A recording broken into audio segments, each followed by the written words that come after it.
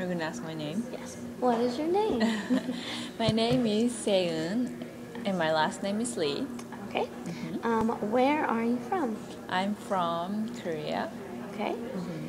What's your family unit like back home? Okay, I have 2 sisters, I have 1 brother, and my mom and dad. Okay. How did you? Obviously, you are in the U.S. now, but you went to Japan first. So talk a little bit about that. Okay, so I went to Japan when I was in high school, the first year of high school. I quit my high school in 2 months. And then my sister, my older sister, she was gonna go to Japan to study in college, and I kind of went with her because I've been always wanting to learn other languages. So you went to Japan hoping to learn Japanese, and was that hard or easy? Yeah, it was really, really hard because it was totally difficult. I mean, different in Korean. And then I didn't know any. I barely memorized the alphabet, but I couldn't really have a conversation. I could say hi or how are you, but that's about it. And then I went to high school, and my principal of high school, he was kind of open-minded to international students, so he accepted me as a student. But when I went to high school, I didn't know anything, and then of course I didn't know Japanese, so I just pretty much sat in the classroom and did nothing. Pretty much I wrote my journal, or I just try to study just Japanese a little bit. Now, how different is Japanese from Korean? That's just totally different language. We have different alphabet, and then just for example, hi in Korean is annyeong, and hi in Japanese is konnichiwa, which is longer words or just different space. All the different. Okay. You attended high school. What was the high school like overall in Japan versus schools in Korea? It was actually private girls' high school. Okay. And everyone wore uniforms, and we have about 35 students in one classroom, and then we have different education system between American and Japanese because we have one classmate all the time. Okay. And then we stay in the classroom, and then the teacher comes to our classroom, and so it's kind of opposite than here. So you take every single class in the same room? Yeah. Okay. Yeah. Well, except PE or music classes or art classes, we have to go to a certain classroom. But I had one Japanese class only for myself. They kind of set up for me, the school. So I had twice a week, I think. I went to the library, and then I have a tutor, so we kind of study individually. Now, did the Japanese students, were they learning any other languages when you were there, or was it? We have English. Okay. That's requirement, one of the subjects. So you were learning Japanese and English at the same time? Oh my goodness. Yeah. Now, this is one of the questions we have to ask. Did you ever experience any prejudice for being from Korea when you were in Japan? Well, not really until I went to college. I mean, it's not about the race or anything, but I guess people treat me a little bit differently. And then being a student, it's not a problem. It's not the target of being a racist or anything, because we're just learning there.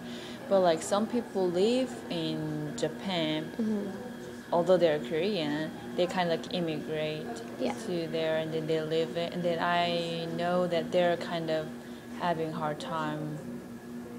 Some of them having hard time assimilating. Okay. Yeah. But not in my case. Now, what about obviously you went from being a Korean speaker to a Japanese speaker to an English speaker, well, Japanese and English at the same time. Has anyone ever, I don't want to say this, but criticize the fact that you can't you are not a native or English isn't your mother tongue. Yeah, I mean, I think you speak it very well, probably better than me. like it happens in the class maybe. Like whenever we have a classroom discussion, I feel kind of hesitated to speak out because I guess maybe I'm putting myself in that position, even though other people think, I can speak English or whatever. But like I can't. I know like nobody can speak other language perfectly, but I have kind of like ideal of my goal, like the calm, I don't know, like how proficient you want to be. Okay. So, but like I'm not like there yet, and then like even though I'm speaking English with my friends, I make a mistake, and then it's understandable, but I'm just like making grammar mistake or something, but like every time it happens, I feel kind of bad about it, and then I, be like kind of a little bit frustrated because I can't like speak like well enough to make not a mistake. So that kind of leads into my next question. My question was, tell me about an experience, academic or otherwise, that made an impact on the way you experience language acquisition. So like something either when you were learning Japanese or English in Japan. Like what was the best thing that helped you learn? Like did they do drills? Did they do, like activities or In Japan, you mean? when you were learning Japanese or English? Oh, okay. Well, basically I pretty much just have to like speak and ignore like my poor ability because like there's no way I can improve my speaking competency without speaking.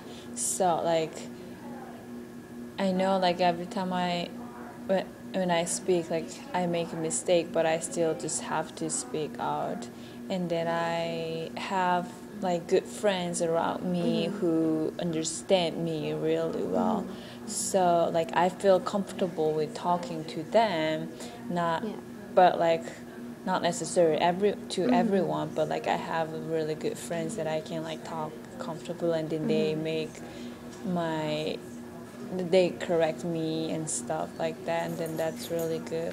And then I try to like listen carefully, and then like whenever I like catch some like good phrase that I want to use, I kind of like write down like real quick, and then like try to say like multiple times just by myself, like just talk by myself. Just practice so my tongue get used to it, so that I can actually use it whenever I actually need. Now, obviously, you're good at picking up on languages, but was it hard since you're older?